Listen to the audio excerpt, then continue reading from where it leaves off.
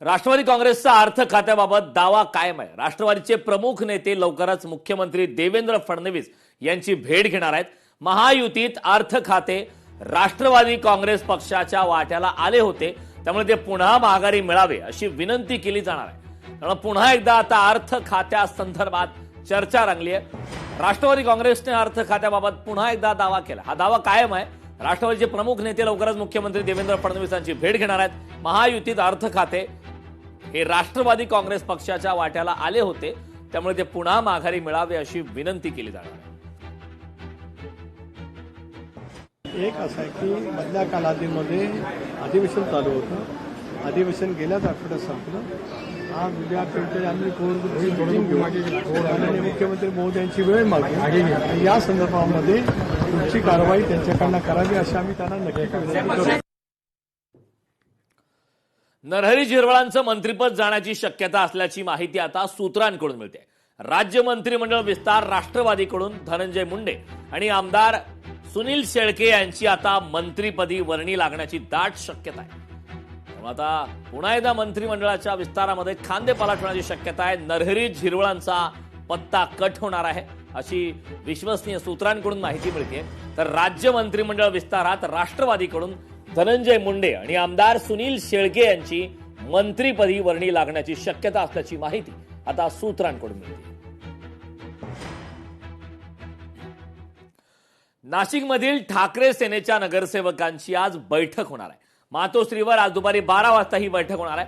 उद्धव ठाकरे नगरसेवकांसोबत चर्चा करणार आहेत। नाशिकमध्ये ऑपरेशन टायगरची चर्चा आहे। ठाकरे सेनेचे नगरसेवक शिंदेच्या शिवसेनेच्या गळाला लागणार अशी चर्चा आहे आणि त्याच संदर्भात आता नाशिकमधील ठाकरे सेनेच्या नगरसेवकांची आज बैठक होणार आहे। मातोश्रीवर आज दुपारी 12 वाजता बैठक होणार आहे। बैठकीमध्ये नेमक्या काय घडामोडी घडतात हे पाहणं महत्त्वाचं आहे।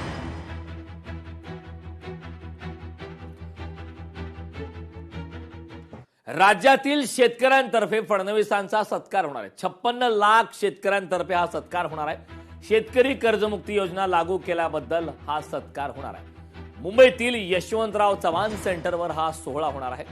पुण्यश्लोक अहिल्यादेवी होळकर शेतकरी कर्जमुक्ती योजना लागू केल्याबद्दल या सोहळ्याचं आयोजन करण्यात आलंय। नरिमन पॉइंट येथील यशवंतराव चव्हाण सेंटर येथे हा सोहळा पार पडणार आहे।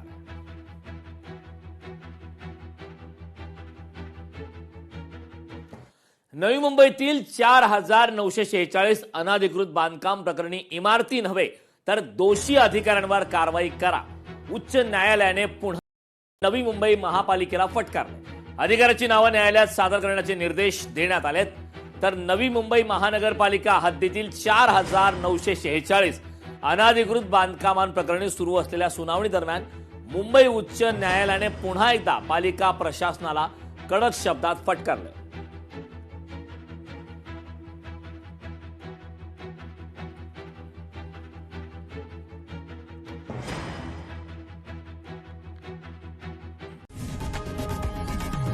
लोकशाही मराठी ऐका, पहा, जागरूक रहा।